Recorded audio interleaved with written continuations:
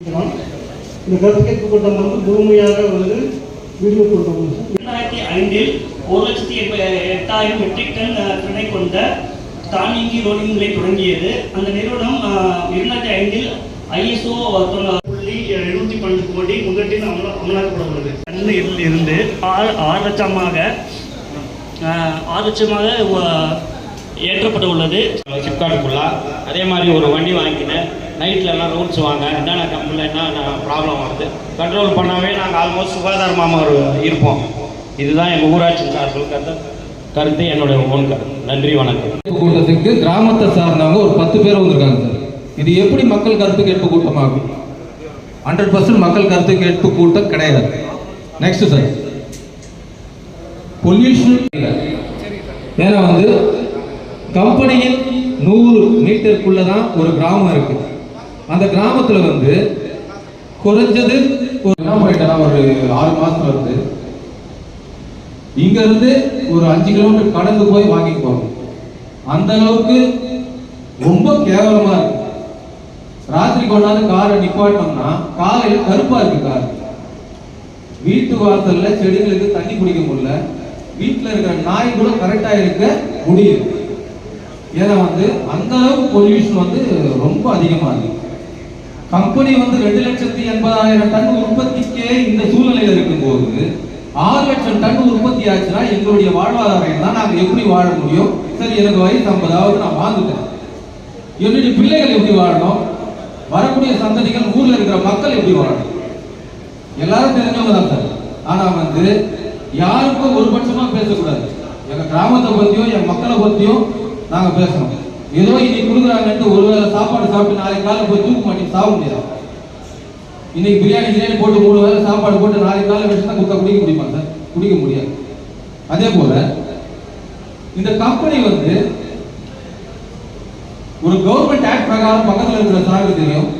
இந்த கருத்து கேட்பு கூட்டம் நடத்திட்டு தான் ஒரு கம்பெனியில ஒரு கட்டுமான வேலை ஸ்டார்ட் பண்ணலாம். நீங்க போய் ஆய்வுக்கு அதுல போங்க. ஆல்ரெடி கட்டிட்டு பர்மிஷனுக்காக கூட்டம் நடத்துறாங்க. இது எந்த விதத்துல ஒரு பகடா மிஷின், அதாவது ஒரு பகடா மாலை அரைக்கிறதுக்காக ஒரு மிஷின் கொண்டாந்து வச்சிருக்காங்க. 100 மீட்டர்ல நீங்க பாருங்க சார். 100 மீட்டர்ல தான் கிராமம் இருக்குது. எட்டி பார்த்தா வீடு, மேல ஏறா கம்பெனி. மேலெல்லாம் ஏறி ரொம்ப வருடங்கள் ஆகுது. அந்த அளவுக்கு ரொம்ப மாசம் கட்டுவாங்க. கொஞ்ச நேரம் பேசுறேன் சார், கேளுங்க. ஏன்னா யாரும் பேச மாட்டாங்க, கிராம பொதுமக்கள் கிடையாது.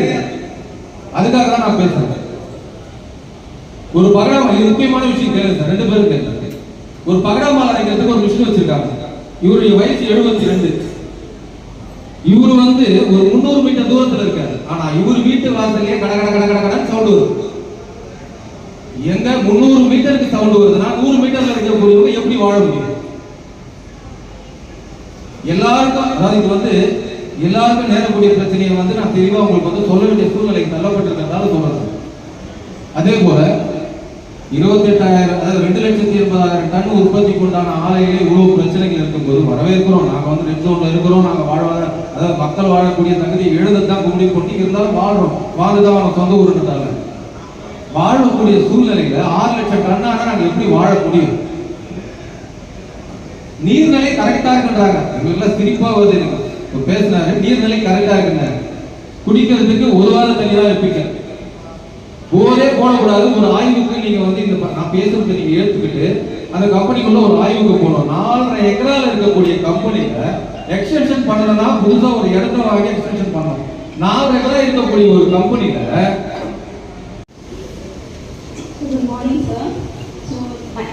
பப்ளிக் ஹியரிங் அட்டெண்ட் பண்ணியிருக்கேன். ஸோ அப்போ நாங்கள் அப்போ தான் எம்பிஏ முடிச்சிருக்கேன். ஸோ அப்போ நான் என்ன கேட்டேன் அப்படின்னா, இஃப் சப்போஸ் அங்கே டெவலப்மெண்ட் ஆயிடுச்சுன்னா எங்களுக்கு 50 to 60 கிலோமீட்டர் தூரமாக போய் நாங்கள் வேலை பார்க்குற மாதிரி இருக்கும். ஆனால் ஸோ நான் இங்கே சொன்னதுக்கப்புறம் so they gave me the chance. So நான் அங்கே நான் கம்பெனியில் போய் ஒர்க் பண்ணேன். இது 7 months ஆகுது. ஸோ லிட்ரலி சொல்கிறேன் அப்படின்னா அங்கே பிளான்டேஷன்ஸ் எல்லாமே நடக்குது. அண்ட் பொல்யூஷன் சொன்னீங்க, எந்த கம்பெனிக்கு பொல்யூஷன் இல்லை. அதை நம்ம எந்த அளவுக்கு கண்ட்ரோலை வச்சுக்கிறோம்னா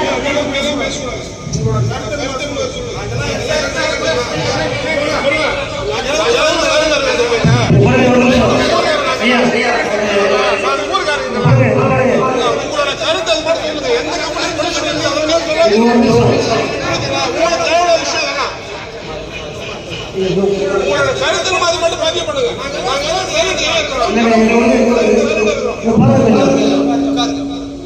இந்த கருத்துக்கே அனைத்து தகவலையுமே நம்ம ரெக்கார்ட் பண்ணுறோம். இப்போ ஐயா பேசுறது நம்ம ரெக்கார்ட் பண்ணுறதாங்க. இதை வந்து இவங்க ரெக்கார்ட் பண்ணுற எல்லாமே வந்து நம்ம கமிட்டி ஸ்டேட் லெவல் கமிட்டி அதில் இருக்கிற மெம்பர்ஸ் எல்லாம் பார்த்தா முடிவு எடுப்பாங்க.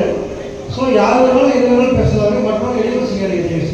உங்களுக்கு ஒரு சொல்லுங்க, நான் சொல்றது சொல்றது கேளுங்க. உங்களுக்கு வாய்ப்பு கொடுக்கணும், வாய்ப்பு கொடுத்தா நீங்கள் பேசுங்க. நீங்கள் பேசுறீங்களா? இல்லைங்க, நீங்கள் பேசுறீங்களா? பேசுறீங்க. நீங்கள் இப்போ வாய்ப்பு கொடுத்தா நீங்கள் பேசுகிறப்போ அவங்க சொல்ல கருத்து பேச்சுரிமை இருக்கு. அவங்க சொல்லக்கூடிய கருத்துக்களை நீங்கள் பேச அலோவ் பண்ணுங்க.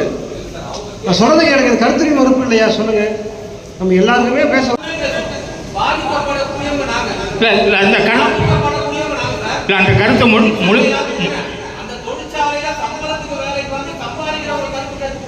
அது கருத்து முழுமையாக ஏற்கப்படுகிறது. நீங்க சொல்றது கரெக்டு தான் இல்லைங்க. இல்லை அந்த அவங்களுடைய கருத்துக்கு அவ்வளோதான் முக்கியத்துவம். இல்லை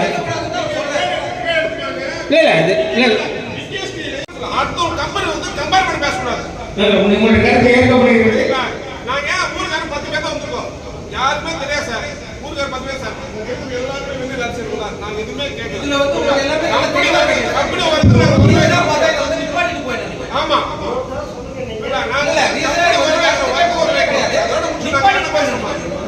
நாங்க யாருமே பேசல. உங்களுடைய கவலைகள், கன்சர்ன்ஸ், உங்களுடைய பயங்கள் எதை தெரிவிக்கிறது இந்த கூட்டம். இல்ல சார், நாங்க யாருமே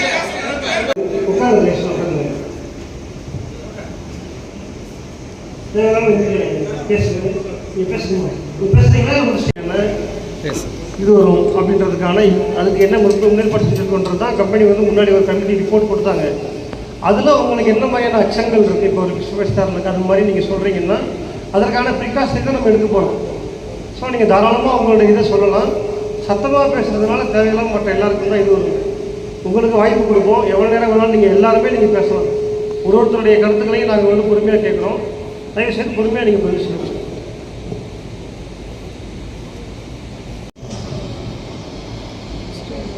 தோழர் பிரபாகர் அவர் சொன்ன மாதிரி ஏற்கனவே கட்டுமான பணிகள் ஆரம்பிச்சிருச்சு. அதுக்கு ஏன் கண்துடைப்பா பப்ளிக் ஏரியா வைக்கிறீங்க? ஆரம்பிச்சிருக்கா இல்லையான்றது ஏற்கனவே ஆரம்பிச்சது ஒரு பப்ளிக் ஏரியா வைக்கணும் அவசியமே இல்லை. அப்போ GO public GO government GO வந்து டிஸ்கஸ் பண்ணிருக்காங்க. டிவியேட் பண்ணிட்டு நம்ம பிளான் கட்டிக்கலாம், சும்மா ஒரு கண்துடைப்பு ஒரு பப்ளிக் ஏரியா வைக்கலாம் அப்படின்ற மாதிரி இருந்ததுன்னா அது மிக பெரும் கடன் தரக்கூடியது. அந்த மாதிரி இருந்தால் நாங்கள் அடுத்த லெவல் கண்டிப்பாக நாங்கள் டி எதிர்த்து நாங்கள் வந்து கண்டிப்பாக வேறு லெவலில் நாங்கள் மூவ் பண்ணுவோம். உங்களுக்கு எல்லாமே தெரியும், அடிக்கடி இன்ஸ்பெக்ஷன் போறீங்க, உள்ள கட்டுமான பணிகள் நடந்துட்டு இருக்குது. அதுக்கு ஒரு பப்ளிக் ஹியரிங் வைக்கணும் அவசியம் இருக்குது. அதுக்கு ஒரு நோட்டீஸ் நீங்கள் வந்து நியூஸ் பேப்பரில் ஒரு நோட்டீஸ் போடணும் அவசியம் இருக்குது. பாதிக்கப்பட்டிருக்குது அப்படின்ற மாதிரி ஒரு நியூஸ் வந்துருக்குது. PM 2.5ம் PM 10ம் அதிக அளவில் முன்னிக்குண்டியில் மாசடைஞ்சிருக்கு. PM 2.5ஆல எவ்வளோ ஒரு நோய் பாதிப்பு வருன்றது DIR தெரியும், இங்கிருக்க மக்களுக்கு தெரியும். ஏற்கனவே கிட்னி பிரச்சனைகளையும் ஹார்ட் ப்ராப்ளம் நுரையீரல் பிரச்சனை நிறைய மக்கள் பாதிக்கப்பட்டிருக்காங்க. ஒரு 2 வருஷத்துக்கு முன்னாடி பொல்யூஷன் போர்டுல இருந்து 15 டேஸ் கம்பெனியை லாக் பண்ணாங்க, பவர் வந்து கட் பண்ணாங்க. கரெக்டாக பொல்யூஷன் நாம்ஸ் மெயின்டைன் பண்ணலாம் அப்படின்றாங்க. அப்படிப்பட்ட ஒரு கம்பெனிக்கு ஏன் திருப்பி எக்ஸ்டென்ஷன் நீங்க கொடுக்குறீங்க? 2 வருஷத்துக்கு முன்னாடி கம்பெனி பிளாக் பண்ணாங்க, பொல்யூஷன் கரெக்டாக மெயின்டைன் பண்ணல, அவங்க சுற்றுப்புற மாசு வந்து அதிகமாக ஏற்படுத்துறாங்க, கரெக்டாக பொல்யூஷன் சிம்னி ஹைட் இல்லை, மக்கள் இதனால அதிகப்படையில பாதிப்படைகிறாங்க அப்படின்ற ஒரு கம்பெனி இருக்கிற ஏற்கனவே 4.5 ஹெக்டர்ல இருக்கிற அந்த 2 லட்சத்து டன்னுக்கு ஏற்கனவே 2 வருஷத்துக்கு முன்னாடி மூணு கம்பெனியை திருப்பி எக்ஸ்டென்ஷன் கொடுத்து 6 லட்சம் டன் ஆகணும்னு அவசியம் என்ன இருக்குது?